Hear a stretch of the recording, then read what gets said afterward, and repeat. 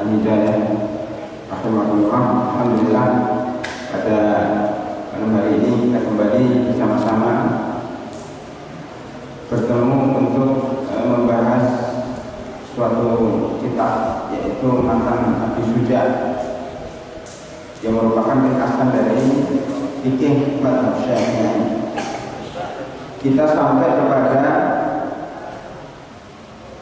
hal-hal yang mewajibkan seseorang mandi. Dan pada malam ini kita akan berbicara tentang mandi yang disunahkan. Berkata mu'allif Abu Suja, faslun wal ihtisalu al-masnunatu sab'ata asyara huslah. Mandi yang disunahkan itu ada 17 tempat. Yang pertama al-jumu'atun, mandi hari Jumat. Yang kedua dan yang ketiga wal-aidani, mandi untuk sholat Idul Fitri dan Idul Adha. Yang keempat al-istisqa'u, mandi ketika mau sholat minta hujan. Wal kusufu, mandi ketika mau sholat kusuf as-syams dan kusuf al-qamar, ketika gerhana matahari dan gerhana bulan. Dan kita bahas yang saya bacakan tadi ada 6. Jadi disunahkan yang pertama adalah mandi Jumat. Ini berdasarkan sabda Rasulullah SAW, man ata minkum al-jum'ata falyantasil, barang siapa yang hendak menghadiri Jumat maka hendaknya dia mandi. Ini hadis riwayat Imam Bukhari. Sebagian ulama mengatakan dari hadis ini bahwa mandi Jumat itu wajib. Mandi itu wajib karena ada perintah barang siapa yang akan mendatangi sholat Jumat maka hendaknya dia mandi. Maka hendaknya dia mandi. Hendaknya mandi dan perintah faliyah tasir, hendaknya dia mandi. Mandi ini ya, adalah kata perintah, dan perintah itu artinya wajib. Ini pendapat sebagian ulama. Ini dikuatkan dengan hadis Rasulullah SAW yang lain, bahwasanya beliau bersabda, ghuslu al-jumu'ati wajibun ala kulli muhtalimin.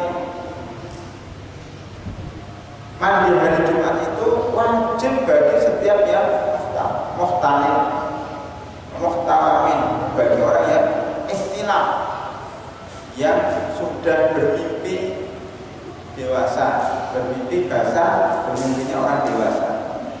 Ini juga riwayat Imam Bukhari. Jadi sebagian ulama yang mewajibkan mandi Jumat berdasarkan dua hadis ini. Ghuslu yaumul jum'ati wajibun ala kulli muhtalimin. Setiap yang muhtalim, yang ihtilam, yang sudah bermimpi, maka dia wajib mandi Jumat. Ini bagi yang mewajibkan. Baiklah, apa dari Imam Syafi'i dan ulama-ulama yang lain yang merupakan pendapat mayoritas ulama? Para ulama baik dari kalangan salaf maupun khalaf mengatakan bahwa mandi Jumat adalah sunnah, bukan wajib. Dari mereka adalah yang pertama sabda Rasulullah SAW, man tawadda'a yaumal Jumat, barang siapa yang berwudu pada hari Jumat wa fadhiha wa nikmat, maka itulah sesuatu yang sangat baik. Wa man ihtasala farhus wa afdal, barang siapa yang mandi maka mandi lebih baik daripada berwudu. Ini menunjukkan bahwa berwudu pada hari Jumat itu ada sesuatu yang sangat baik, tetapi kalau mandi jauh lebih baik. Dan jauh lebih baik menunjukkan bahwa yang baik pun masih boleh. Ada dua sisi, baik dan lebih baik, tidak ada yang jelek. Jadi kalau berwudu baik, tapi alangkah baiknya kalau dia mandi. Berarti mandi boleh, wudu boleh. Maka mandi di sini hukumnya sunnah, sunnah muakkadah atau sunnah, karena ternyata wudu pun dibolehkan. Ini kata Imam Nawawi hadisnya hadis sahih. Dikuatkan dengan hadis yang lain bahwasanya Rasulullah SAW bersabda, "Lau ihtasaltu yaumal jum'ati," seandainya kalian mandi Jumat tentunya lebih baik. Tentunya lebih baik ini kan menunjukkan bahwa mandi Jumat itu tidak wajib. Dan ini dikuatkan dengan peristiwa masuknya Utsman bin Affan. Ya, so, ketika Umar bin Khattab menjadi khalifah dan beliau khutbah, tiba-tiba Utsman bin Affan masuk masjid. Ditanya oleh Umar bin Khattab, sudah mandi belum? Ya, belum mandi, nggak sempat karena dari luar ya, atau kerja besar sehingga dia mengejar Jumatan dan ternyata belum mandi. Dan para hadirin yang ada di masjid itu, para ulama, para sahabat yang lain, ya, itu mendiamkan Utsman bin Affan, artinya tidak mengingkari, tidak mengatakan kamu pulang lagi kemudian mandi, tidak, tetapi dibiarkan. Ya, artinya bahwa Utsman bin Affan itu sholat tidak mandi Jumat dan sholatnya sah. Ini ada beberapa dalil yang disampaikan oleh para ulama, mayoritas ulama yang mengatakan bahwa mandi hari Jumat itu tidak wajib tapi sunnah muakkadah.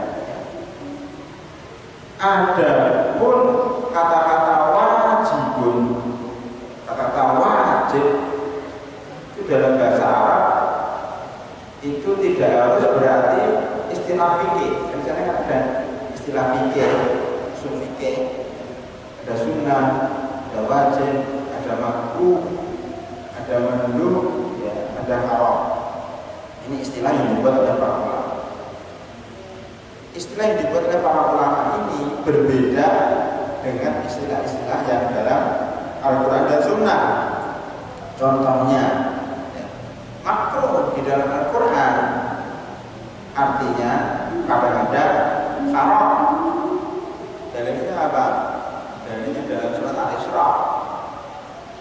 Setelah Allah Subhanahu wa taala menyebutkan dosa-dosa besar dari syirik, berzina, membunuh anak, ya, mengurangi timbangan, ya. Kemudian ada dosa-dosa yang lain. Setelah itu Allah Subhanahu wa taala berfirman, "Kullu dzalika kana sayyi'uhu 'inda rabbika makruh." Kullu dzalika kana sayyi'uhu 'inda rabbika makruh. Semua dosa-dosa tadi, dosa syirik, dosa membunuh anak, dosa berzina, dosa mengurangi timbangan, dosa memakan harta anak yatim, ya, dosa membunuh orang, itu semuanya hukumnya makruh kata Allah. Kullu dzalika kana sayyi'uhu 'inda rabbika makruha, hukumnya makruh. Tapi maksud makruh di sini adalah haram. Tidak ada satupun ulama yang mengatakan bahwa zina itu makruh. Tidak ada satupun yang mengatakan bahwa syirik itu makruh. Tidak ada satupun yang mengatakan bahwa membunuh anak itu makruh. Kenapa Allah mengatakan makruh? Makruh di sini sesuatu yang dibenci oleh Allah. Ya, artinya haram. Ini contoh makruh, artinya bukan makruh seperti yang dikatakan para ulama usul fikih atau fikih, bahwa makruh adalah sesuatu jika dikerjakan tidak dosa, tapi kalau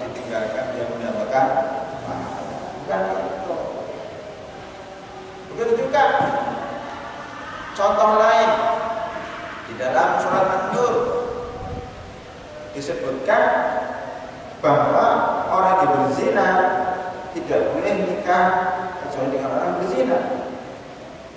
Az-zani la yankihu illa zaniyatan aw musyrikah.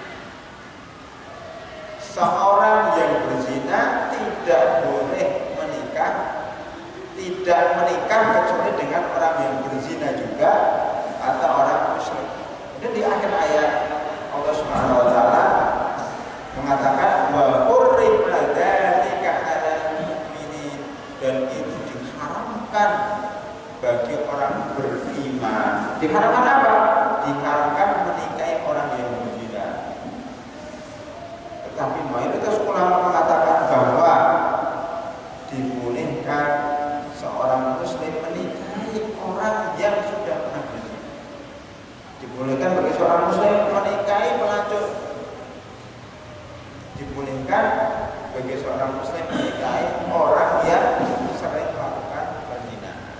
Dan terus ayat ini artinya apa? Kalau orang mengatakan itu maksudnya wa hurrima dzalika 'alal mu'minin, artinya bahwa itu tidak layak, tidak pas, tidak wajar orang iman, orang haji, orang yang sudah tahu Islam kok ini calon istri yang suka melacur. Tentunya tidak pantas. Tidak pantas, berbeda dengan haram. Haram itu kalau melakukan dosa tidak pantas, ya dia tidak pantas di masyarakat saja, tidak berdosa.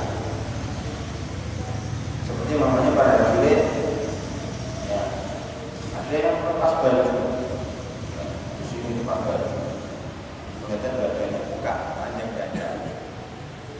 Orang laki-laki itu dari mana? Dari pusat sampai lutut, berarti dadanya bukan aurat. Makanya kalau ada orang buka baju kelihatan dadanya di sini, haram atau tidak? Tidak haram, tetapi tidak sopan, tidak etika, tidak pas. Nah, ini wa hurrima dzalika, maksudnya itu tidak pas kalau seorang muslim menikahi orang yang berzina. Boleh. Kemudian wajib di sini al-ghuslu yaumal jum'ati wajibun ala kulli muhtalimin. Mandi hari Jumat itu wajib bagi setiap orang yang sudah bermimpi, orang yang dewasa. Maka dikatakan apa wajib di sini adalah bahwa mandi pada hari Jumat itu sangat-sangat ditekankan. Sunnah muakkadah, sangat ditekankan bagi orang yang dewasa. Jadi bukan wajib ditinggalkan dosa dan Jumatnya nggak sah.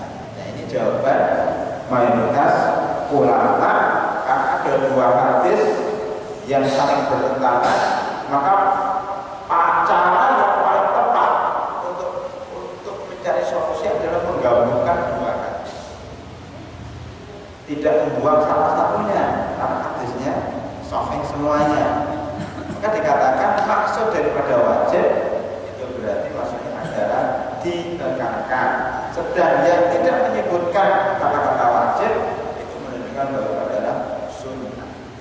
Ini kesimpulan pendapat mayoritas ulama. Kemudian di rahmatullah, setelah kita mengetahui tentang hukum mandi Jumat, kita akan menyampaikan bahwa waktu mandi hari Jumat itu menurut mazhab Syafi'i waktunya setelah terbitnya fajar shadiq. Tentunya nggak ada dalilnya, nggak istihad, karena nggak disebutkan di dalam hadis. Waktunya setelah terbit fajar, karena yaumul Jumat namanya yaumul, hari dalam bahasa Arab dimulai dari terbitnya fajar ya, sampai terbenamnya matahari. Itu namanya yaum. Ini hari apa ini? Ini hari Sabtu. Berarti hari Sabtu dimulai terbitnya fajar tadi pagi ketika subuh dan berakhir pada terbenamnya matahari. Jadi ini sudah masuk hari Ahad menurut kalender Hijriah. Ya. Tetapi menurut kalender Masehi ini masih hari Sabtu malam. Jadi kalau menurut kalender Hijriah ini Ahad malam, malam Ahad, bukan Sabtu malam, malam Ahad. Bedanya apa? Bedanya kalau kalender Hijriah ini bukan hari Sabtu malam.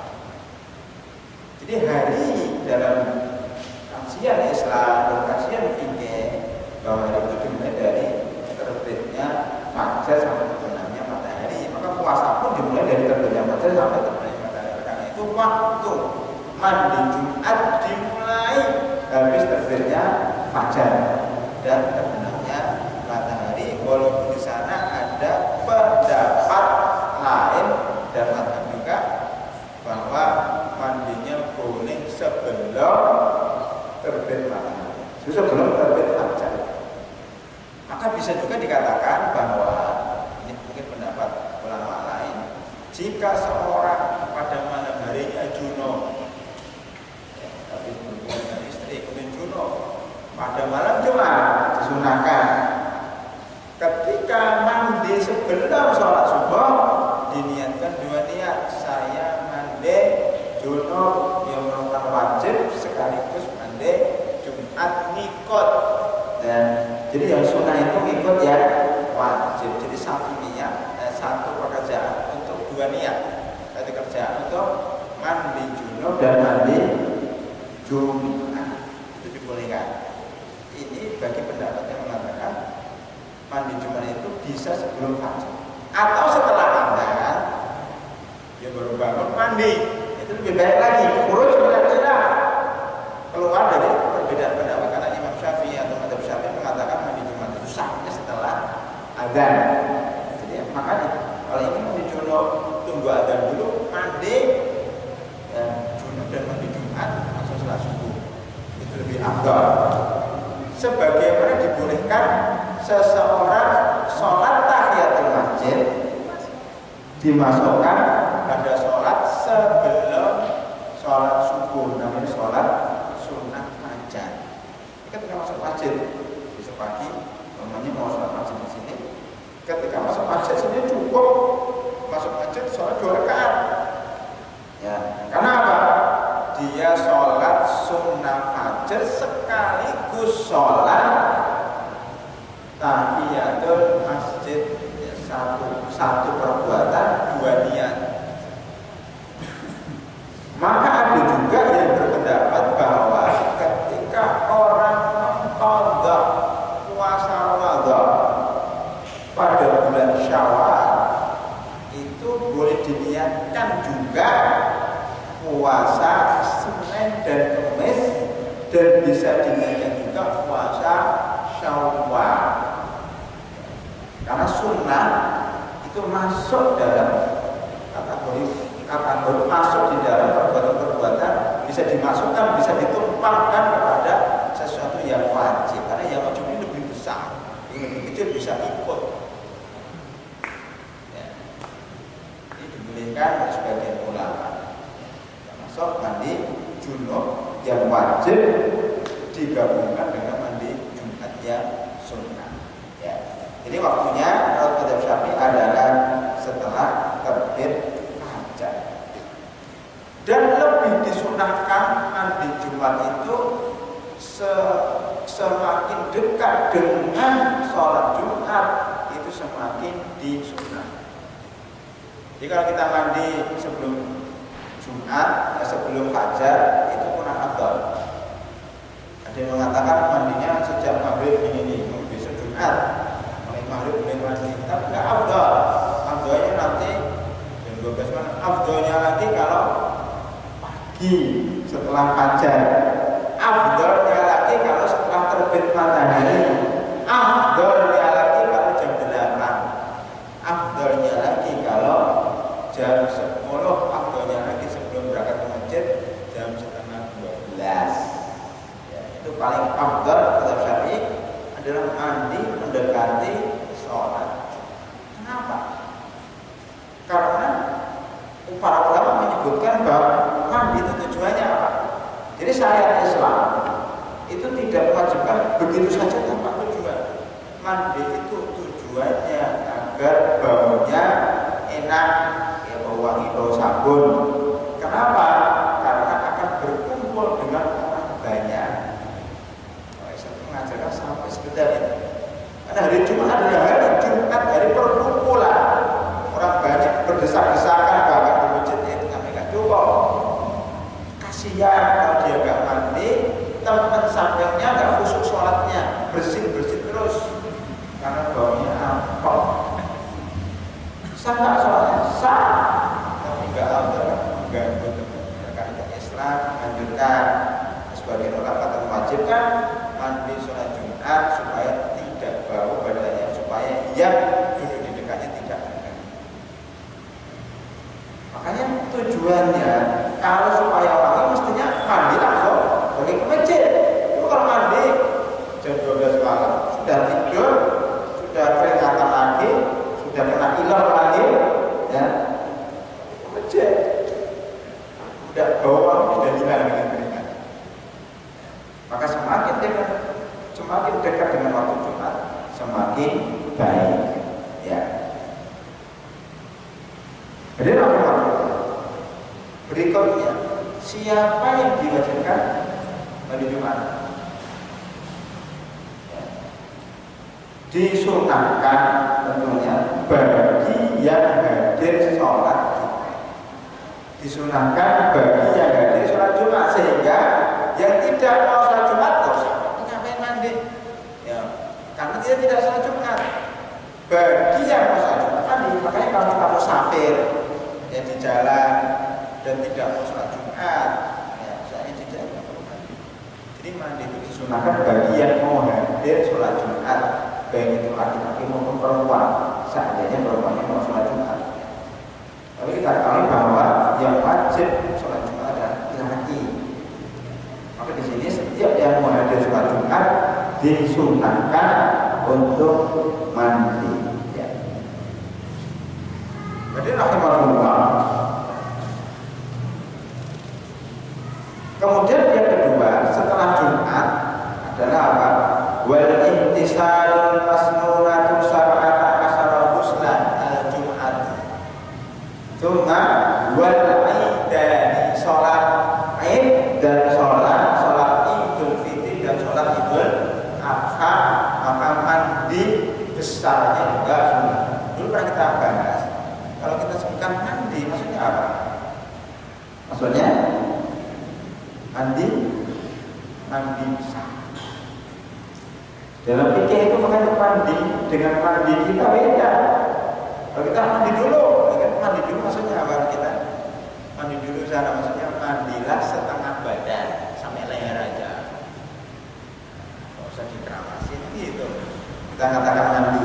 Bukan itu maksudnya adalah mandi junub yang berbahasa dari ujung rambut sampai ujung kaki. Itu maksudnya mandi yang disunahkan. Jadi mandi besar yang disunahkan selain hari Jumat adalah hari raya Idul Fitri dan Idul Adha. Ini berdasarkan hadis Ibnu Abbas radhiyallahu anhu bahwasanya kana Rasulullah sallallahu alaihi wasallam yantasilu yaumal fitri yaumal wa yaumal adha. Bahwasanya Rasulullah sallallahu alaihi wasallam itu mandi pada hari raya Idul Fitri dan hari raya Idul Adha. Dan disunahkan sebagaimana kita ketahui.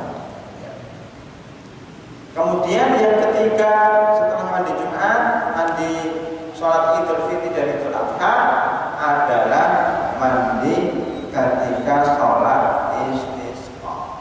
Sebelum masuk ke sholat istisqa, harus saya tambahkan untuk mandi hari raya Idul Fitri dan Idul Adha ini boleh sebelum fajar atau mazhab Syafi'i bil ittifaq, ya boleh. Bahkan menurut pendapat yang lebih benar itu yahtasu bin nisfil akhir, mulainya setelah maghrib. Jadi kalau mau sholat Idul Fitri besok, mulainya jam 12 malam itu mulai mandi. Karena apa? Karena sholat Idul Fitri jam 7 atau jam 6. Kalau mandi habis subuh kejar.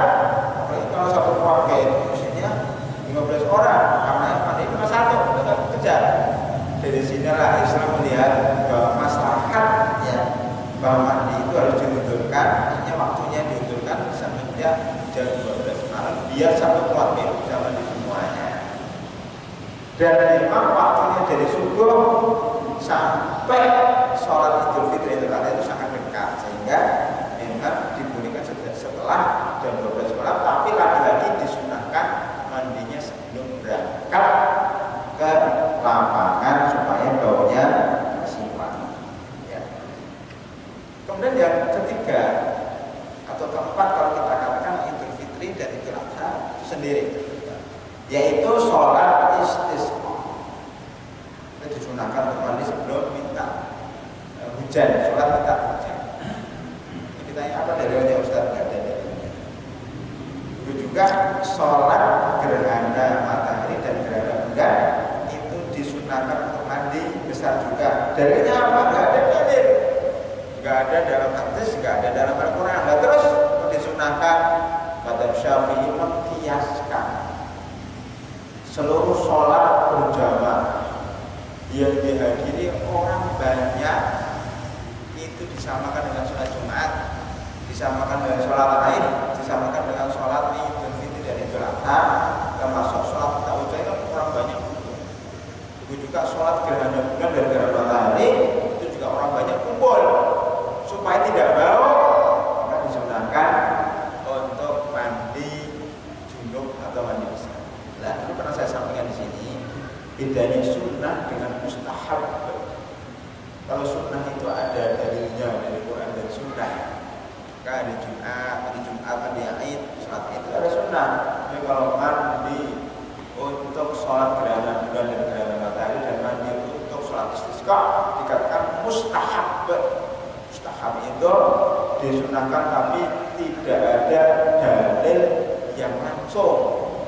Ada Al-Quran sunnah nggak ada, kayak kias atau secara umum diperintahkan untuk bersih-bersih, diperintahkan untuk tidak menyakiti tetangganya, tidak menyakiti teman-temannya dengan baunya. Jadi dalilnya masih umum, tidak ada dalil khusus, maka disebut dengan mustahab. Ya, bisa digunakan para mirip antara sunnah dengan mustahab. Ya, kita lanjutkan. Sunnah yang berikutnya yang ke 3, 4, 5, 6 kalau sepatutnya dijadikan satu. Wal ghuslu min ghuslil mayyit. Begitu juga disunahkan mandi ketika kita memandikan mayat. Banyak bertanya, memang mayat itu najis, kenapa harus mandi? Nah, di sini para ulama mengatakan bahwa manusia itu ketika hidup, nabi muslim ketika hidup suci. Innal muslima la yanjus. Kalau sudah sebetulnya seorang muslim itu tidak najis ketika hidup di dunia dan ketika meninggal. Ketika meninggal dunia itu tidak najis, makanya disolatkan. Kapan dibawa ke masjid, seandainya najis tidak boleh dibawa ke masjid untuk disolatkan. Makanya kalau kita memandikan mayat, sebenarnya kita tidak ikut najis, tapi disunahkan untuk mandi. Ada sebagian ulama mengatakan wajib. Pendapat Imam Syafi'i ketika ada di Irak, namanya Qaulul Qadim, pendapat ketika di Irak itu wajib, tetapi ketika sampai di Mesir beliau mengoreksi pendapatnya. Wah, dalilnya nggak kuat, saya ubah pendapat saya, kata Imam Syafi'i, bahwa yang benar mandi ketika mandikan mayat itu hukumnya sunnah. Dalilnya apa? Sabda Rasulullah SAW, man ghassala mayyitan falyaghtasil. Barang siapa yang mandikan mayat, hendaknya dia mandi.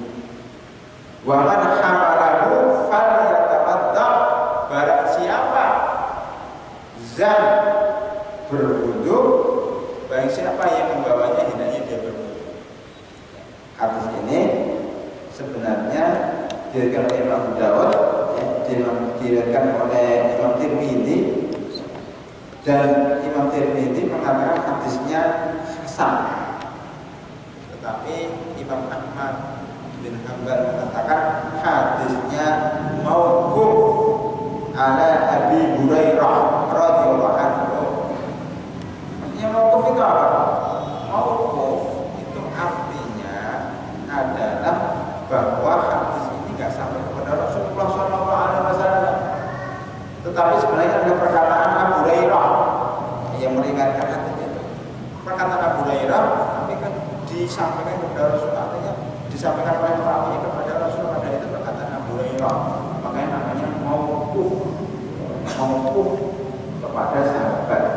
Jadi perkataan Abu Hurairah seperti perkataan Ahmad yang mengatakan ma'ra'ahul muslimuna hasanan bahwa sebagai hasanah. Apa-apa yang dikatakan oleh orang tersebut baik, maka sebagai imam hadis dari perkataan itu masuk radhiyallahu anhu. Begitu juga yang perintah perintah yang lain yang mungkin ini adalah perkataan apapun ilah lana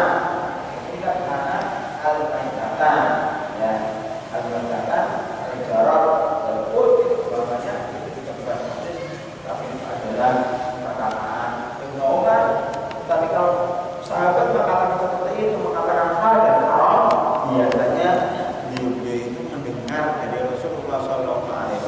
Jadi walaupun mauquf kadang-kadang kuat hadisnya, karena sahabat tidak mungkin mengarang tentang hukum hal dan haram kecuali dia mendengar dari Rasulullah SAW.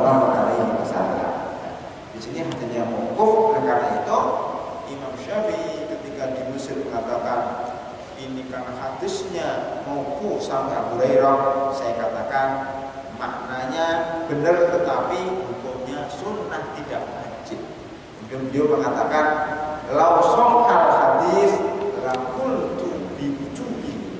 Imam Syafi'i, kalau seandainya hadisnya sahih, maka saya katakan wajib mandi ketika orang memandikan mayit, dan wajib wudu ketika mengangkat mayit, angkat jenazah ke kuburan, itu hendaknya berwudu. Ya. Kemudian yang ketujuh, wal kafir idza aslam. Begitu juga